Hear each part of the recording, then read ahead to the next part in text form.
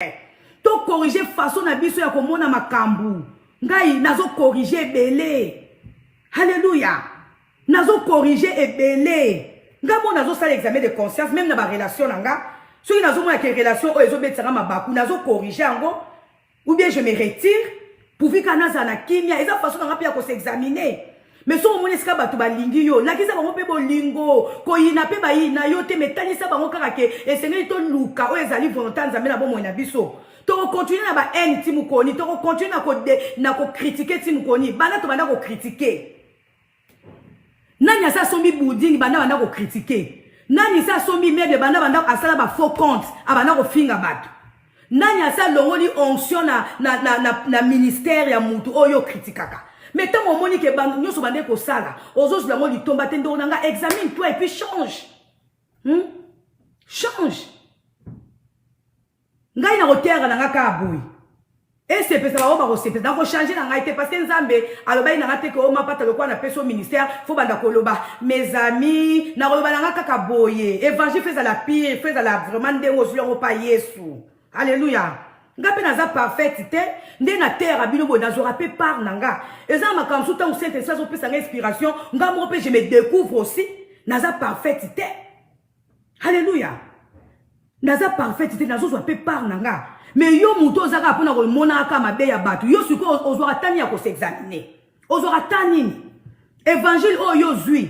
Est-ce que tant bateya ki on église baba ki na mwana nzambe lokolo zaboy kendaka na internet komaka kaka mabe kota na live mama pata komaka kendaka kuna na makambu ya mama nani komaka kendaka na via bando nanga change. Bozo mona tele mokilezo ke na suka ozo zela o changer mkoni nde onanga. Tant biso to kolaka est-ce que to imaginanga ke ba koroso ki ba corona ko zana mokilio.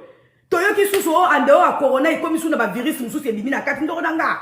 Ezo lobele lokote ba grand mokili o bazo kweya ezolo belo lokote yo zaona kaka kolobaka siko yebisanga ndeko nanga bando bana ko finga bato oso sombi building ni bando bana ko critiquer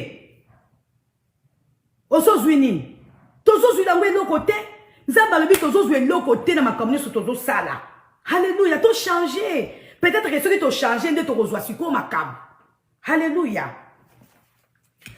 Tozo continuer Bible lobi susu. Balobi awa, sois lui fidèle et change de comportement. Ndonanga changer comportement et kokute yo de l'autre côté. Si tu te réveilles pas, je viendrai te surprendre comme un voleur. Ndonanga liweza pona mutu nyonso. Mais na batu nsusu nzamba oya ko surprendre ka bango babeteme leki ozo tuka tema bana nzambe leki nzamba oya ko surprendre comme un voleur. Alléluia. Sans que tu saches à quelle heure ce sera. Cependant, quelques-uns de tiens à Sardis même n'ont pas souillé leurs vêtements. Ils m'accompagneront vêtus de blanc, car ils en sont dignes. S'il arrive quelque chose à la voiture d'Arnaud, professeur des écoles, alors les ennuis commencent. C'est pourquoi GMF vous prête sans surcoût un véhicule de remplacement. Ceux qui auront remporté la victoire porteront ainsi de vêtements blancs. Je n'effacerai pas leur nom du livre des vies. Ndonanga. Obandaki na Yesu, continue na Yesu. Kopengwa te, ponzambe a effacé kombo na on a livre ya vie. Combien le babandaki na nzambe bazo suksa na mokili ndonanga. Mais prière ezali ke to banda, hallelujah, to banda kobongisa. Po ba kombo na biso. Elongwa te na livre ya vie. Mais ba mususu bandimi na bango, ba banda na bango na livre ya vie, pe ba suksa bango na livre de la mort. Ndonanga, nga susi na ngezali na perfectionner. Alléluia. Mutu moko kokoka kozala parfait lokola Jésus-Christ azate, mais du moins to copier quand même Jésus-Christ de Nazareth. Ata Paul o alobaki ba langi koleka ba santu nyonso. Atika ki peka kokoka na Jésus te, mais du moins abande ko exhorter ba to ba changer ne fisque. Alléluia. Nzambe na biso aza bien. Oh merci Seigneur. Balobi awa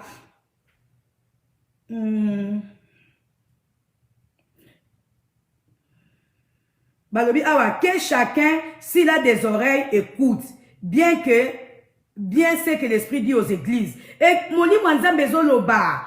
Babi oza matoya yoka ndonanga okofuta conséquence yo moko soko yokite. Okofuta conséquence yo moko na libota na yo soko yokite. Po soko zolona okobuka ata yo bukite ba no ba otika kobuka. Tozana nyonga kobuka ya kolona malamu poto buka ndonanga. Alléluia. Écrit à l'ange de l'église de Philadelphie.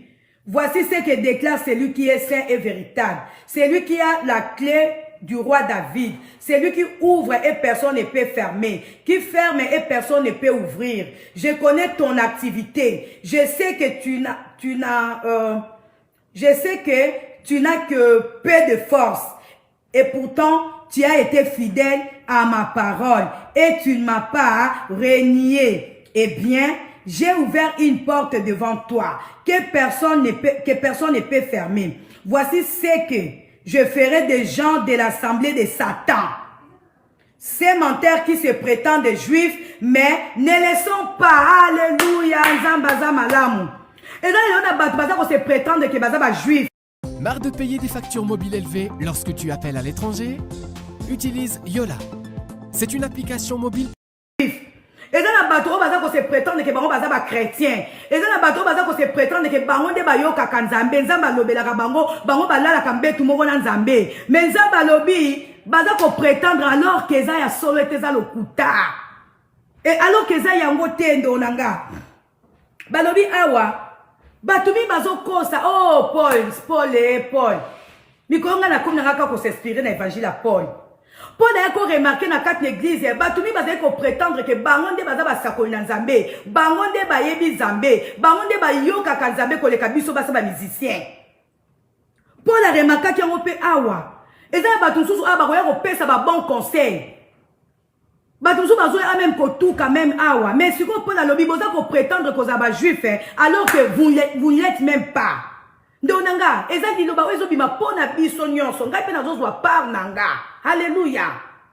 Alléluia. Paul a remarqué hypocrisie na kati ya bana nzambe. Paul a remarqué que batu bazo te makambo oyo bango mo bazo koka ko tia en pratique te.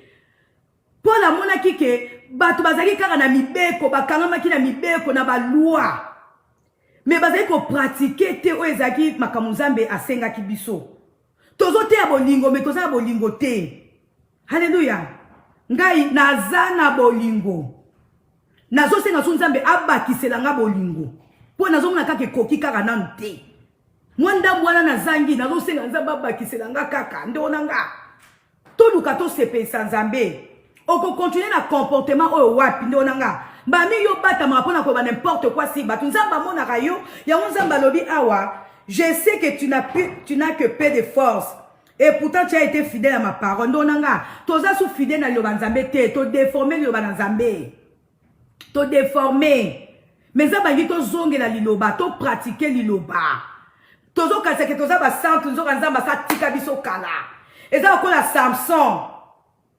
Samson ayeba kite ke souki o ezaki ko garder onction na ye esi elongwa ki. Kaka mukolo livwa ka secret na ye pa Dalila. Akeya ameka ko bunda na ba Philistin, iya kasaki force ezakaka. Asutuka boye force ezaki sute. Ebele toza bongo. Tozo continuer na koteya, tozo continuer na kosakola, tozo continuer na ko bakoloba na batu makambo ya bien, mais en réalité nzambe sa tika biso. Toyeba te. Siko yo moko ndeko tala place ino kwe, il faut comprendre que nzambe sa tiki yo zonga ko. Parce que Samson, tanga keneki akuta na ba Philistin, ameki ko bunda. Aïe ko comprendre que force ezaki soute. Abandi suko avant de bandi ko sala l'examen de conscience. Abi mais force nanga sikoyo. Force nanga sikoyo. Eke wapi? Force nanga nezale kewa. Ngana zeki kaso na kokuta na ba Philistin. So na kokuta na ba Philistin na bande ko bunda. Siko force nanga ke wapi? Tant waye ko sala l'examen de conscience, aïe ko comprendre bien. Nzoka na livre qui secret nanga pa Dalida. Na koya kinde wana. Onso nanga koya kinde wana. Ndo nanga. Samson comprenant qui place ni na perda qui onction na ye. Biso peut comprendre place ni tozo perdre ma force na biso. To comprendre place ni tozo se pesanzabete. To comprendre place ni tozo kweya. Ce qui to comprendre dans to s'examiner. Peut-être nzamba oyo ki da biso sou mawa. Parce que Nzambaza est miséricordieux. Yemoka lobi na lobana ye kuna quelque part lobi. Cette fois que mon serviteur tombera, cette fois que je le relèverai. Ndonanga. Nzambaza est miséricordieux. Il suffit qu'à te reconnaître. Ce que vous reconnaître, tendez Nzamba ya aux la place oyo bébisi. Il suffit seulement de reconnaître oh lobake oui Seigneur. Na moni na garda ki secret à souki nanga ite. Ya on deska force nanga bungi. Na moni place oyo na changer ki évangile na yo. Na moni place oyo osenga bolingo mena chaki en awa. Place oyo esenga ki na za la calme mena za ki na distraction. Nde place nga na kwei, nde onanga tout ça l'examen de conscience. Tout ça l'examen de conscience biso moko. Nzamba lobi biso moko. Parce que ceux qui battent ba komi ko sel na examen de mutu mususu ya ko peso conseil ateyo par jalousie. Mususu ko sel examen de conscience na place na ezali par rapport ya haine. Peut-être que zala na yo na oyo za na ngozo tchaye mal à l'aise. Suko aye pa na comme si azotaisa okende na ngomoni ozotambola mabe nzoka azana zuwa na yo. Oko corriger madame yo moko sala examen de conscience parce que conscience na yo moko oko sangote. Ce qui yo moko sala examen de conscience na yo oko yeba réellement que ozotambola mabe. Mais souvent batumsu ba yo opesa yo conseil, batumsu ba yo l'action musapi, ezate ke po yo sali mabe. Ezate ke parce que yo tambola ma ezaka par rapport à zuwa. Ezaka par rapport à zuwa. Na mukoso na o secret, mukoso so mwana nga dabo sa secret singa abi mama mama tana kamwe. Muto na yebi même papa ba baza bata Instagram. Abi mama tana muto azo ba o damo sindongo pesa nga kande. Abi mama nga na pesa ka ye kanda. Est-ce que nga ni to yebani? Ya yebi nga moni nga me nga na yebi na nga te mais ko nga na pesa ki kanda nde. Ndona nga. Bato mususu ba ya opesa conseil. Yo yebi na otenzoka opesa ka ye kanda. Sikoyo ko yo pesa ka ye kanda, ako profiter na ngwa ya ko bano likambu moko. La formation, écrire un livre accrocheur en un mot. Parfaite. Génial.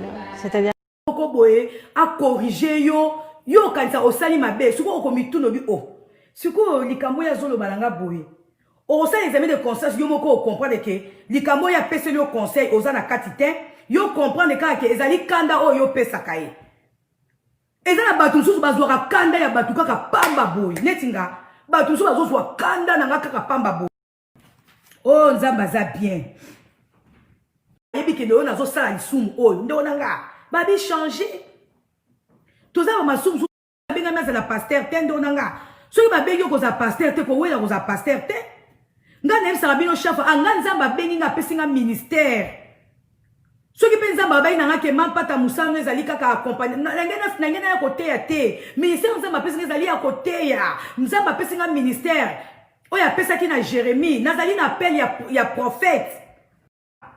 Non, yon babi to changer. To changer. To yoka soni na maloba otozo loba. To yoka soni vis-à-vis ya Nzambe. Nzamba lobi soki o réfléchir na conduite na yo. Muto ya ko beto ba fimbu te po apekisa yo. Muto ya ko yo moko ko yoka soni. Pe okotika. Évidemment, toza na deux royaumes. Royaume de ténèbres et royaume de cieux. Moutounio sauté à Bengamia kota na royaume des cieux. Parce que Satan passe na batunaye au foazana est fidèle. Mais du moins ceux qui ont yebi koza nzambe et ko pengwaki réfléchir bongi sa comportement na yo pour ozonga na royaume a papa na yo. Alléluia. Mais ça batum susu ba ko changer na bangote. Au côté où tant ozo pekisa yo ozo tinda ye kutu akende sou liboso. Tant ozo tinda ye ozo pesa ye conseil, ozo tinda ye lisusu asala ngo sous davantage. Nga nebi batum susu na kokaso opesa bango conseil te. Pour so opesa conseil donc azo na ko tcheye kana makambu na ye. Je te pardonnerai tous les mal que tu as fait. Je l'affirme, moi le Seigneur est Dieu. Awa Nzambe alobi awa azoloba na Jérusalem ya omoni babachango na féminin balobi awa tu réfléchiras à ta conduite et tu en seras honteuse bachango na féminin parce que Jérusalem est biso se bisa na féminin Nzambe abane ko senga na Jérusalem ville ya Jérusalem donc en général ba peuple à Jérusalem ba réfléchir ba ta la place wapi ba koyaki ba ta la place wapi o bazali ko bunga ko bungi sa bonzambe ba ta la place wapi o bazali ko respecter le banzambe te Nzambe isi banga lobi bon réfléchir na tu réfléchiras à ta conduite et tu en seras honteuse ndonanga soki o réfléchir na conduite na yo yo moko kozana soni ndonanga soki o réfléchir na mabe o yozo sala o yoka soni yo moko mais soko yoki soni te c'est que oza mutu oko yoka ka lisusu te. Et c'est que yo moko o réfléchir na conduite na yo, o réfléchir na comportement na yo, o réfléchir na bizali na yo, pe o yoka soni na yango. Ndonanga soko zo sala réflexion et que oza koyoka soni na ba comportement na mabete, ozo yoka soni te na makambo o yozo sala.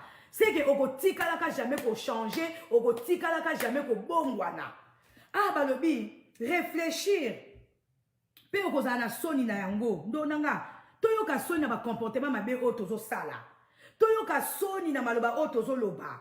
Toyoka soni vis-à-vis ya Nzambe. Nzambe alobi soki o réfléchir na conduite na yo. Mutu akoya kobeto ba fimbu te po apekisa yo. Mutu akoya kolakso yo moko koyoka soni. Pe okotika. Évidemment, toza na deux royaumes. Royaume de ténèbres et royaume de cieux. Mutu nyonso te abengami akota na royaume de cieux. Parce que Satan passe na batu na ye o fo bazana e fidèle. Mais du moins, ceux qui ont yebi koza Nzambe et ko pengwaki, réfléchir, bongi sa comportement na yo, pour ozonga na royaume à papa na yo. Alléluia. Mais ça, batum susu, ba ko changer na bangote. Au côté où tant ozo pekisa yo, ozo tinda ye kutu akende sou liboso. Tant ozo tinda ye, ozo pesa ye conseil, ozo tinda ye lisusu asala ngo sous davantage. Ngane bi batum susu na kokaso o pesa bango conseil te. Pour so o pesa conseil donc azo na ko cheye kana makambu na ye. Allez, azo salango sous davantage. Ya kanisika azo salango pa yoksa o pasi, mais azo kende ko mi baby sa ye moko. Ya weza batu susu o pesa ki conseil a changer ki. O moni ka azo zong la toujours minde onanga tika ye peut-être azaki destiné ko changer te. Akobuka na ngoy mo conséquence nango. Alléluia. Toke otanga susu na Ézéchiel, na continuer ki otanga Ézéchiel. Toyesu na Ézéchiel 20. Ézéchiel 20, dans verset 13. Bible na biso. Non, dans verset 43. Ézéchiel 20.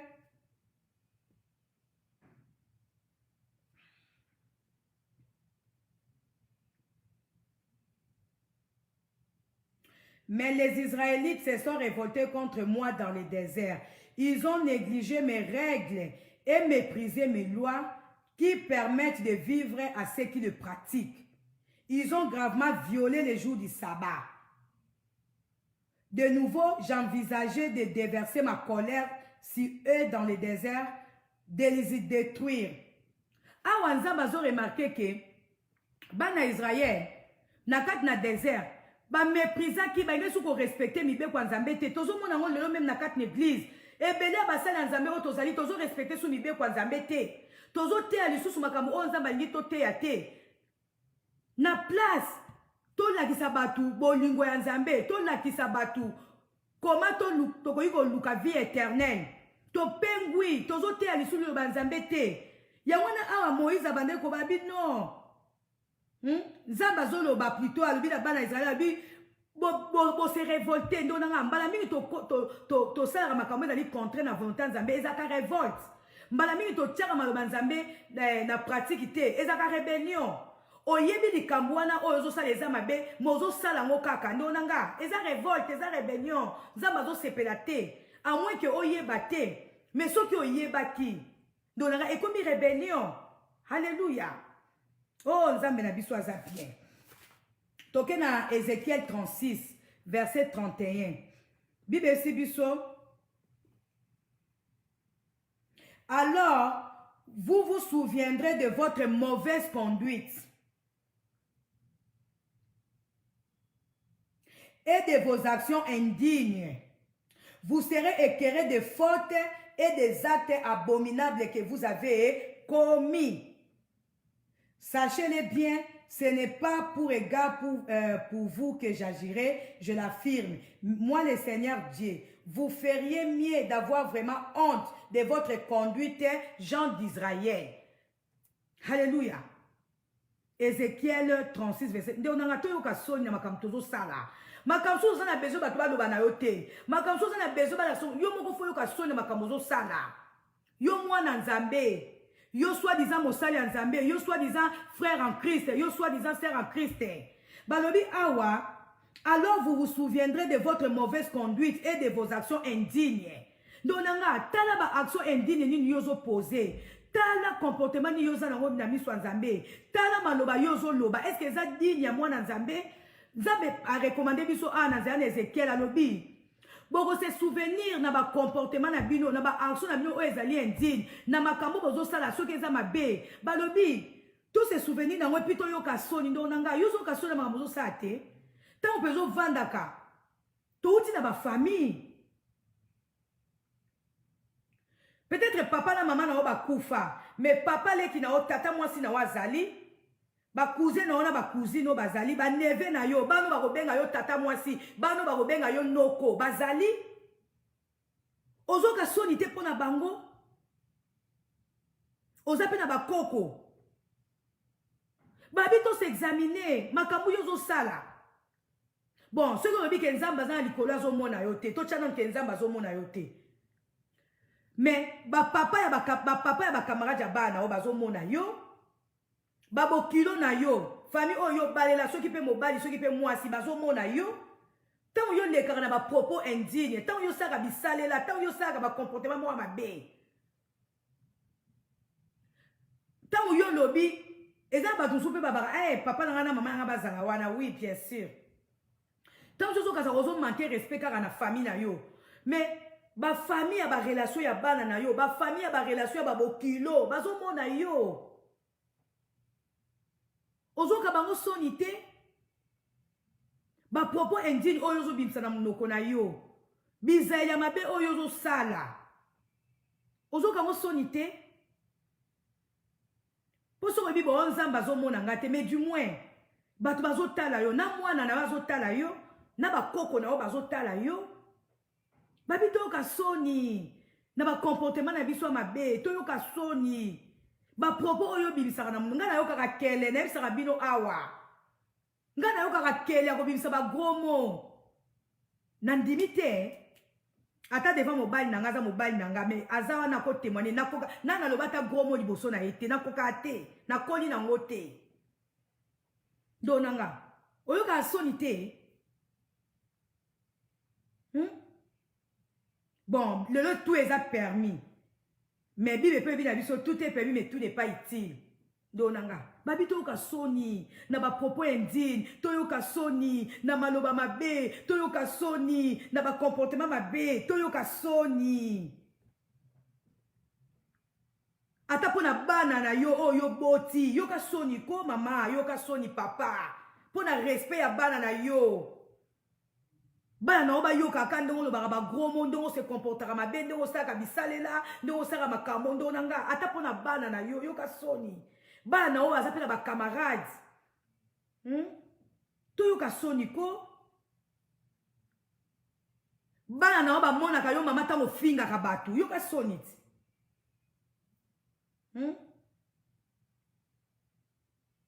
évangile nde yango yo.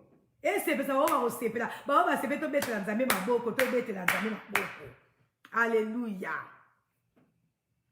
Alléluia. Zamba malam. Évidemment na mokili oyo batinyo so va changer na bangote. Mais ba oya nzambe ata bunga kitanga ko yoka liloba ba ko changer. Ndonanga tout autour na yo so moni ezana bat baza ko persister na ba comportement moko mabe. Ko s'enflammer na ote baza destiné na royaume à ténèbres. Parce que mutu aza destiné na royaume nzambe ata bungi ta mulai mais ezana mukolomo ka fa amizongi ça. Pourquoi? Parce que à réfléchir. Alléluia. Ceux qui mutu azo réfléchir sur te alors bon compter sur na yete. Alléluia. Toke autant on a 1 Pierre plutôt na 2 Pierre 2.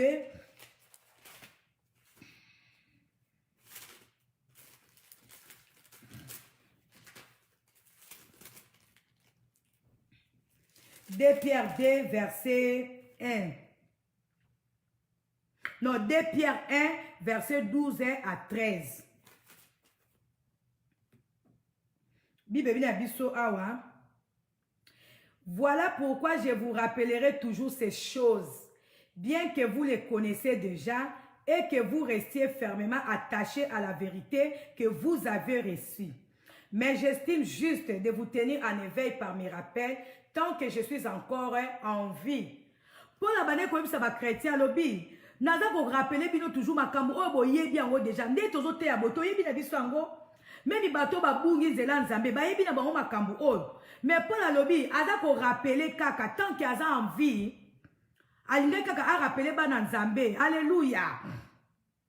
Atalisa bango ke ba bungi ndo nanga makambo nazo te ya awa. Mingi ba yebi na bango yango. Eza ne loko moya nouveau oyo na lakisi awa te. Mais ba verset biblique oyo basali ya nzambe na oyo baye liboso na oyo baye sikoyo na oyo baye nanga nzela moko bayebi na bango parole oyo mais sema bazotiango en pratique te yango Saint-Esprit azo rappeler biso abi makambo oyo toyebi na biso yango mais tozosala yango te pourquoi. Alléluia. Oh nzambe aza bien. Lelo eza kaka exhortation toke na Jérémie 2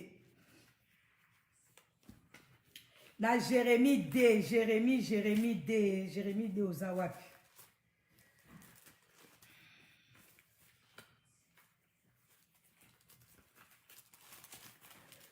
Oh Seigneur Dieu Tout-Puissant, Nzambe ya lola, Nzamba makambo minene, Nzamba makambo ekamusaka bato.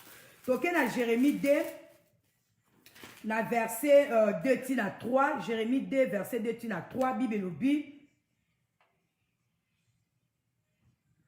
Le Seigneur, Jérémie 2 plutôt, 2 à 3, Bible lobi la biso. Tu me suivais au désert, dans cette région où rien ne pousse. Israël, tu étais alors à moisser, comme les premiers produits d'une récolte. Tout ce qui touchait à toi avait affaire à moi. Il est arrivé aussitôt, malheur, déclare le Seigneur. Donanga, makambo nga na monango. Awa Bible lobi, tu me suivais au désert, dans cette région où rien ne pousse. Israël, tu étais alors à moisser, comme les premiers produits d'une récolte. Tout ce qui touchait à toi avait affaire à moi. Il est arrivé aussitôt malheur, déclare le Seigneur. Donanga, soko za vrai mosali ya nzambe, soko zali vrai mwana nzambe.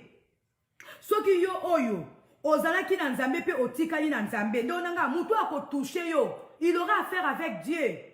Ngana monango, tout ce qui touchait à moi, tout ce qui touchait à mon ministère, na mona makambo kokomela bango.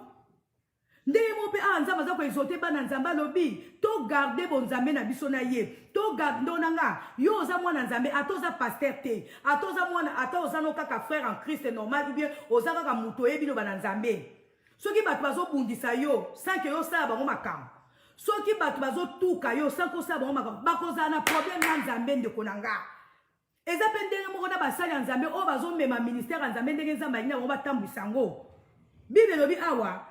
Tout ce qui touchait à toi avait affaire à moi. Il est arrivé aussitôt malheur, déclare le Seigneur.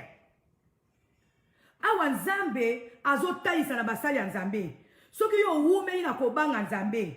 Soki yo wumeli na kotosa nzambe. Soki yo tous wumeli na ko pratiquer maloba nzambe. Ndonanga. Bato bako manquer yo, bato bako toucher yo, ils auront affaire avec Dieu. Mais le tozo mona basala nzambe mususu lelo te ataba na nzambe mususu te make ba bungi nzela nzambe ataba tu ba manquer bango respect bazo mona bango susu lelo te parce que nzambe atiki bango to mona ki nani prophète azara na libandi asali ne loko tazo ke no sala miracle nzamba tindi azo leka na ye ba di ko finga ye libandi ba ours ba bimina ki bana wana na nzela Mosali ya nzambe to mwana nzambe oza digne ya respect ya peuple de Dieu oza digne ya batu ba tombola yo oza digne ke batu ba banga yo soki yo ozo tambola ozo banga nzambe mutu ako toucher yo akokuta na problème nzambe parce que oza ya nzambe nzambe azo batela yo nzambe mtalo biango awa to na tanga ki passage na bi yango na mona ka batu mingi batumbola nga batuka nga nzambe soki para na bango. Donc nanga eza promesse nzamba sali non seulement na bana nzambe ata yo ndongo zo landanga ndongo nanga soko za innocent oza innocente bat bazo lukelo kaka makamu bakoza na problème na nzambe. Notre Dieu ne se répand pas de je sais pas de quoi ma parole na yé. Donc nanga j'ai toujours dit que toza ka ba innocent tant ba finga rabiso tant ba kose la rabiso makambu tant ba lukelo rabiso ba problème tozaka ba innocent po bato wana oyo balukaka biso na makambo bazala na baproblème ya nzambe na biso te. Nasepe na passage au makasi. Tout ce qui touchait à toi. Mais ce qu'on zamba alobi, alobi, tu me suivais au désert. C'est-à-dire quoi? Nzambe awa bibe tiango na imparfait. Donc, ils ont le passé. Donc, nzamba zote sa ke tango za ki ko landanga na désert. Désert wana zani ndo nanga oyo bana ko landa nzambe. Israël, tu me suivais au désert dans cette région où rien ne pousse. Israël, tu étais alors à moi seul, comme le premier produit d'une récolte. Donanga, moni bosata soso singa, anem sa nuna eba français. Donc, nzamba zota lisabiso ke, tomantan tomane kolanda na désert, c'est-à-dire quoi? Tant tomane kolanda nzambe, tozaki na on a succès te, toyeba na kina nou te, tozwa kina nou ba voiture te, tozwa kina nou ba popularité te, tozaki ko banga nzambe, donanga.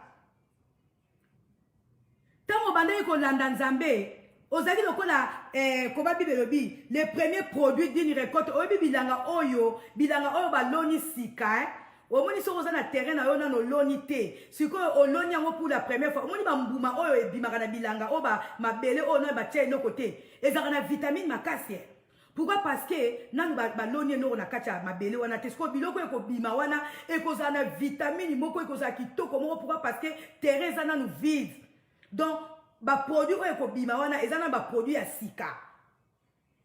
Biso batoto lona ratoye baka omoni mabele o non baloni lengo biloko te bambuma oye bimaka liboso to ba pondu oye bimaka liboso ezakana na vitamine masaki comparé na ba terrain oyo basi babanda ko buka bilanga ona ba buka lengo eloko te ba biloko na ngwe bimaka na onde bibebi awa les premiers produits d'une récolte. Bosa l'expérience bato bazana bilanga soki bozana zamba moko nanu boloni te. Biloko eko bima pour la première fois na zamba wana ekoza na vitamine mo makasi. Pourquoi? Parce que nanu baloni na kati mabele wana te. Ndesko nzamba zo bisa biso abi tant to bande ko landa e tozali na désert. Tozalaki ko bimisa maloba ya kitoko, enseignement ya kitoko. Enseignement ya nzambe zaki na déformé te. Parce que tozalaki na désert. Désert ezani. Tango yena liloba nzambe bazoba o mosali ya nzambe, mwana nzambe. Mais depuis que ozwi succès na liloba na nzambe, depuis que nzambe asali yo célébrité na liloba na nzambe, depuis que nzambe apesi yo bandimi ebele, depuis que batu ba découvrir yo kozaka vrai prophète, ozaka vrai pasteur, ozaka vrai évangéliste, allez, o déformer liloba nzambe, o déformer façon na yo ya ko conduire ministère, o déformer façon na yo ya ko gagner ba âme. Nde yango na nzambe alobi awa. Nzamba zongisi biso alobi tango tozalaki na désert tozalaki koteya liloba na nzambe ndenga ngai toteya yango ndonanga comparé tango zwaka ministère sika façon yo zokumba mosala nzambe sikoyo. Est-ce que za ndenge moko oyo bande kokumba ministère nzambe tango yaka sika na mosala nzambe? Parce que ozalaki na désert ozalaki na succès te bato bazali kolanda yo te bato bayebaka yo te depuis okomi célébrité na mosala nzambe depuis okomi na bandimi ebele. Depuis que tu as kombo na yo, allez, on se détacher. Le vrai enseignement, on va dire qu'on pèse na ebandeli, au tiki, au kabwani nango, on va dire qu'on te abana nzambe maloba, on est déformé. Il y a un nzamba lobby à lobby, tout ce qui touchait à toi. Tant on a dit qu'on sait nzambe na onction pire, on a pesa kayo. Mutu no sabane ko toucher yo, azaki na problème na nzambe. Tant on va dire qu'on sala musala nzambe, tant on va dire qu'on yembe la nzambe ndenga na pesa kiyo. Mutu no sabane ko toucher na yo, azaki na problème na nzambe.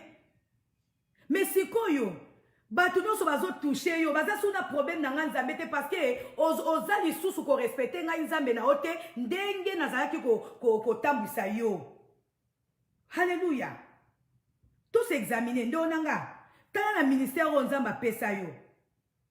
Na ebite ministère nini ozana osokoza parce que tozana 5 ministères. Tozana na ba chantre, tozana ba portrait, tozana prophète, tozana comment ba docteur. Na ministère nyonso o nzamba pesa yo. Tala est-ce que ozotambwisa ngo ndenge ozwaka na ebandeli to o déformer yango. Yango nzamba lobi to s'examiner. Tango ozalaka na onction ya makasi.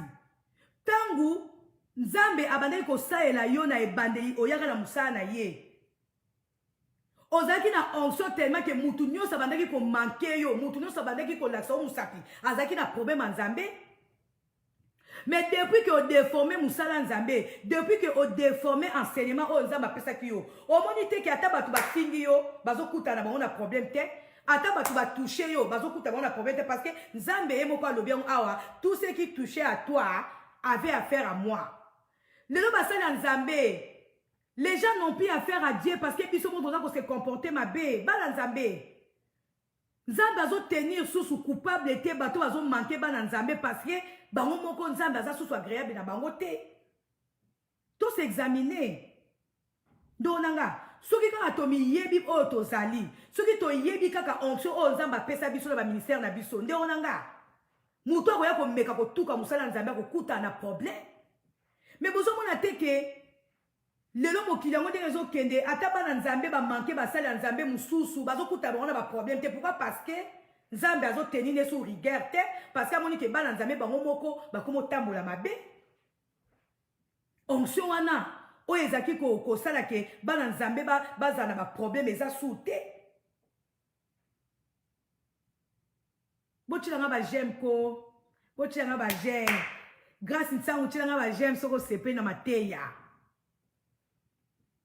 Hallelujah.